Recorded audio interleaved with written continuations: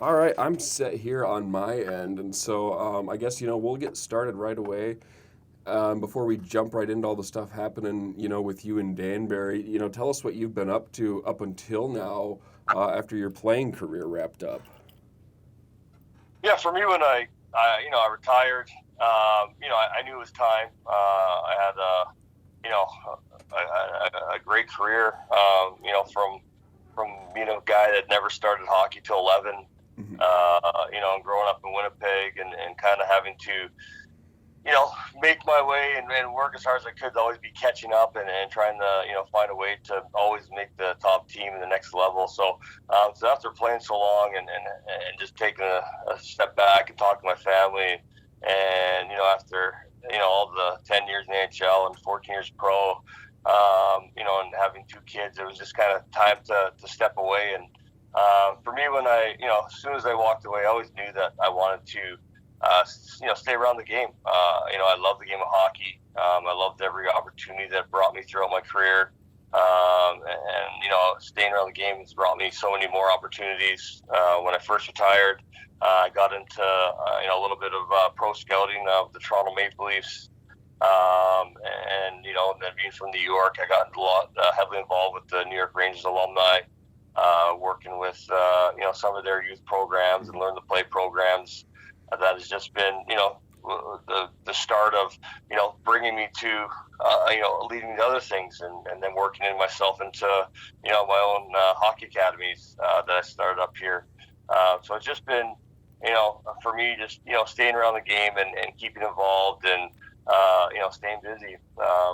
But then also been nice to kind of have that time with my family. Because when you're playing pro hockey, you're always on the road, you're Yeah. always traveling. So to be able to kind of settle down and have that time with my kids and my wife has just been, it's been nice to have that as well. Cool. Well, you mentioned and you before we started recording that you're, just got to the rink in Danbury. So how, did you end up getting linked up with the guys in Danbury, the rink? I know they're under new ownership and a lot of things happening there. So how did you end up getting linked up with the guys there to, start what we'll get to talking about here in a minute? Well, yeah. So I've been involved with having my clinic here in Danbury and around the area. I always knew I'm not far from the rink. I only live about 10 minutes from the Danbury Ice Arena. I just always saw the potential in this arena and what it could be, and just kind of the things and the kind of space they had, and how much they love hockey around this area. Herm Sorcher reached out to me and kind of wanted to see my interest level and kind of bringing me here. So it was Herm and Diamond Properties kind of reaching out and wanting to see if there's a way that I could be involved and find fit in trying to make this place family friendly, affordable, fun for kids to come to, and also creating the best possible hockey as well, and kind of bringing that back to the area and building that up again. So once we talked about the opportunity and about the junior teams that we're going to bring in here, and we're starting with the NA3 team, the upcoming season, Mm-hmm. and kind of bringing that in. I knew that would be a great fit for me to want to be involved in, playing junior myself in Canada, and the opportunities that I had, and kind of the coaches I got to work with, and some of the ex-pros like Mike Ridley and Dean Evanson, and there's a lot of guys throughout my career that kind of influenced, how I got to where I was. I kind of want to be able to do that myself now. I want to kind of be able to bring my experiences, and give that back to the community and to the athletes around here, and giving them every opportunity. So it was just a good fit to get involved in and to partner up with them to kind of just be creating that for this area. And what was it, about the NA3HL level that had you interested or wanting to get involved with that? Is it a cost thing, or like you say, just the programs and things they're starting to work their way up? Because I know in the press release that was put out earlier this week, they mentioned in the future an NAHL team coming there, and I live in an NAHL town and right now, and so getting to see that hockey. But what was it about it that wanted you to get started at the NA3HL level? Well, it's creating that platform, and it's going to go even below that, and we want to start right at the youth level, Mm. and creating a place where you can come right up through Danbury and go through youth hockey, then go into the NA Prospects League, and then go into NA3 or the NA, and having that opportunity just to go right through all the way here, and just creating that system where if you're in the area and all that, it's going to have every opportunity for yourself to further your career. I think so. Building that platform, it's going to be a great thing for the area and great thing for hockey in the community. And I think it's going to really drive people to the rink and want to be around here. I think it's just going to really help the hockey in the area. I'm from a town in Michigan that's kind of the same as Danbury, and they used to actually play Danbury in the same league back in the old UHL. And just how's the response been? I know it's been early, only a couple few days since all this stuff was announced that you were on board with, but how's the response been from people that you've heard and known in the area about all this? Well, I think it's been a great response, and like I said, it is early.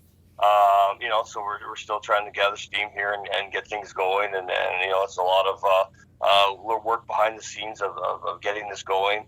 But the response is great. They love hockey in here.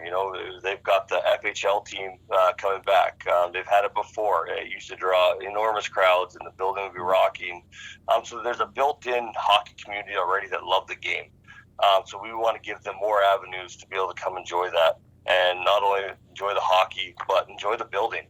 There's going to be so many, things going on and upgrades to the arena that it's going to be a place to, bring your family to have some fun, but also watch some hockey or play hockey. And we just want to make it a place to, for the area to kind of have that for the community. Cool. And then, you mentioned kind of like the grassroots thing and it being an opportunity to have kids play from all the way until they're, 5 years old up all the way through possibly the NAHL in the future. And the other big thing to come out of that press release earlier this week was the news that you were starting a hockey school there. What does that mean for you, to have your name on something like that and teaching little kids, they're getting them their first taste of hockey and getting them, to fall in love with the game? Well, like I said, I'm just passionate about the game. I just, for me, a passion is to develop young athletes and young talent. It's having that opportunity to work with these kids and see them grow. It was amazing, and the reward for me is going to be seeing these kids go to the next level. So when I see a kid hopefully go to NCAA Division I school or make it pro or whatever that next level and where they want to achieve in their dreams, if I'm a part of that and I can help in any way, that's going to be a win and excitement for me, and that's what keeps me wanting to get to the rink every day and work with these kids, is seeing that helping them achieve their goals and dreams is it's just a passion of mine, and it's something that I want to continue to work on and continue growing. You mentioned before that since you stopped playing, you did some scouting and stuff, and how many schools or camps have you done prior to this startup here in Danbury? What's your experience in that realm?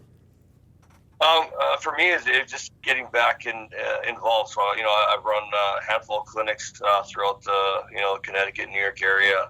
I worked with a lot of teams on the side, just going to work with their organizations. I've worked with the junior Rangers youth programs and learn to play where, we're starting with kids that never touched the ice before. Mm-hmm.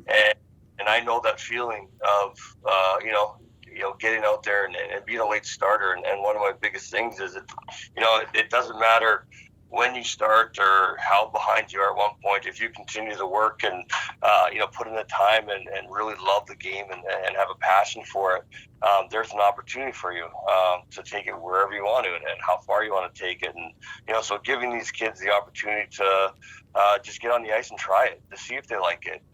It has been, so much fun to watch how many kids, come on the ice and just be, they want to get better right away. They love it right from the time they step on the ice and making it fun.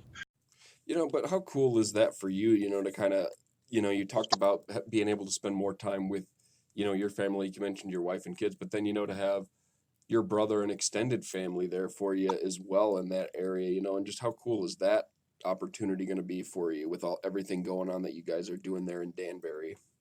Oh, I think it'll be a great opportunity. It'll be fun to be able to kind of work together on hockey, and and not only the playing of it, but creating other opportunities for us to work together.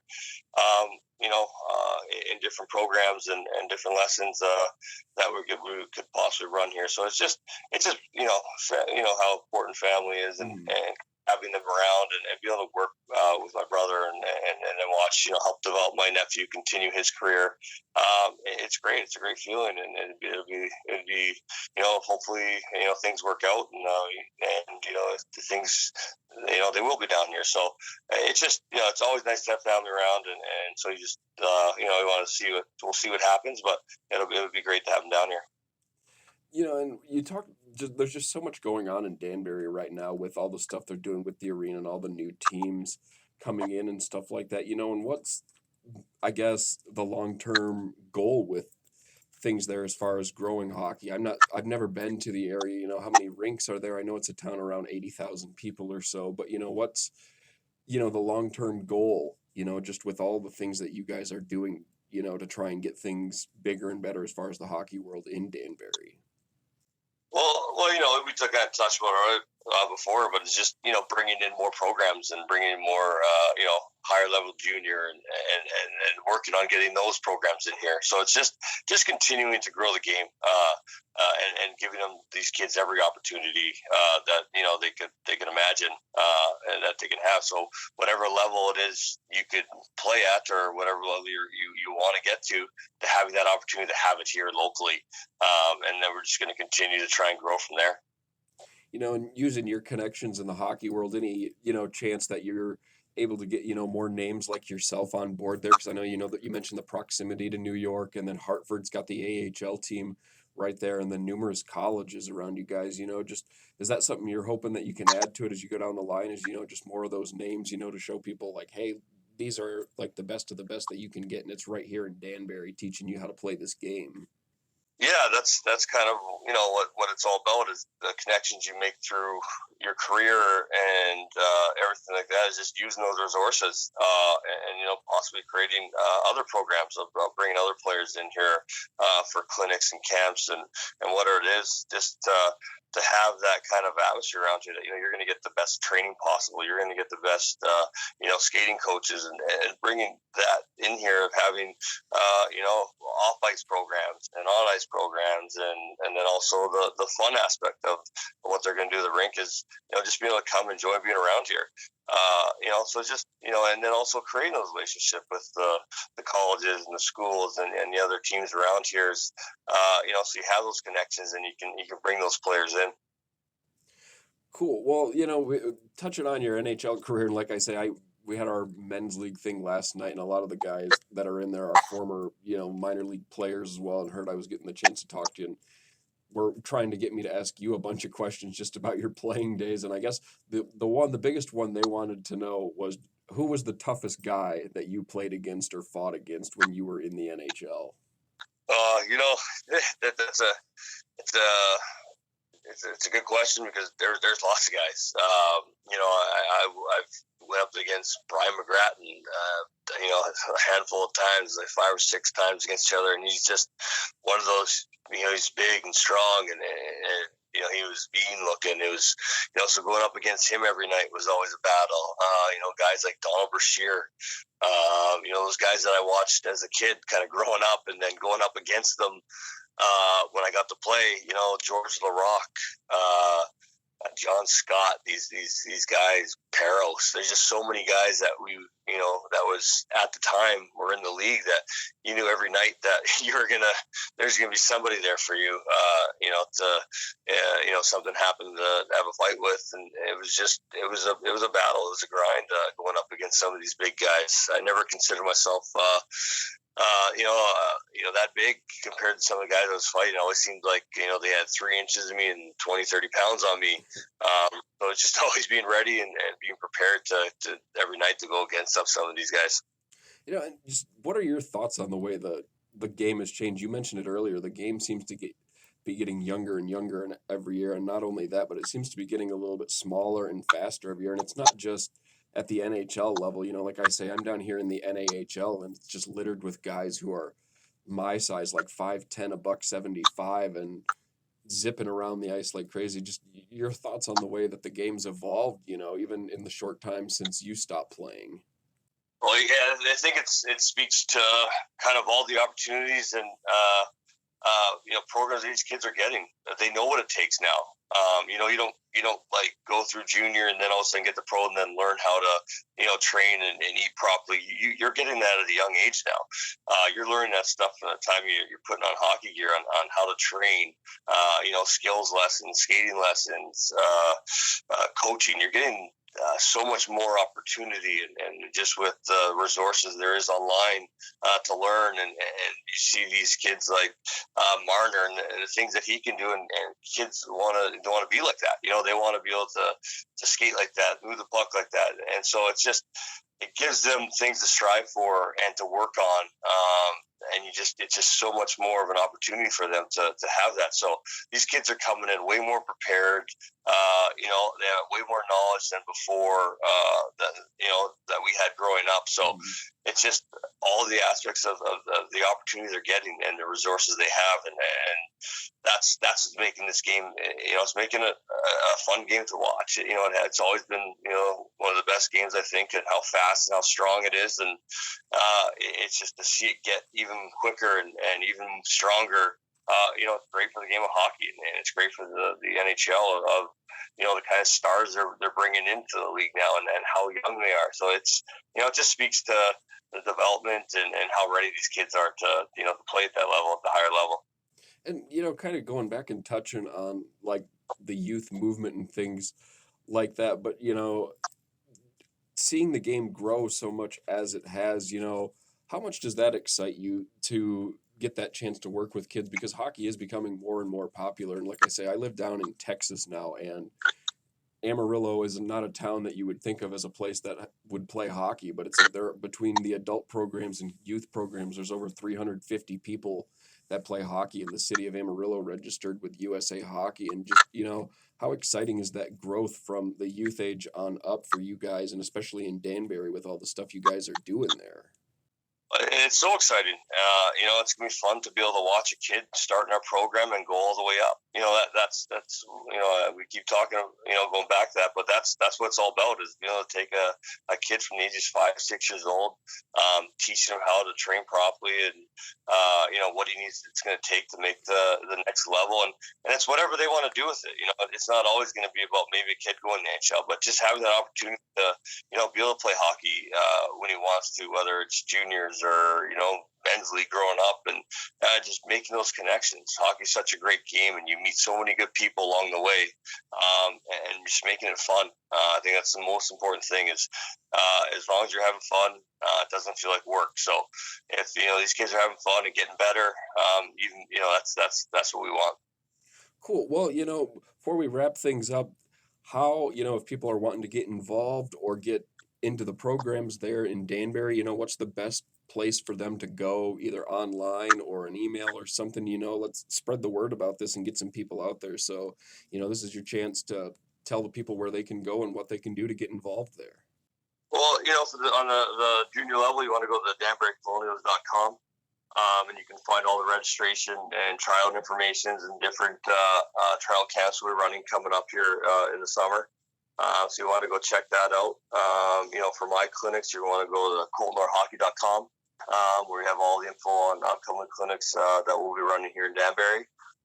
So those are, a couple of links that, go check out, see if there's a fit. And, we want to get as many kids out as we can and fill these programs and just give the best opportunity to make these grow. So I really appreciate your time and, give me this opportunity to kind of talk about what's going on in Danbury. So thank you, Ron, for having me on. Not a problem. I appreciate it. Yeah, thank you for your time. We know you're busy, like we say, with everything that you've got going on there. So I appreciate you taking, 25 minutes out of your day to get things going. And best of luck with everything you guys are doing there in Danbury. And we'll, certainly be checking back in on things going there. And we check with Herm regularly, a couple times a week, messaging him. But yeah, appreciate your time. And again, just best of luck with everything you guys are doing there in Danbury. All right. Thank you so much. Take care. All right. You too.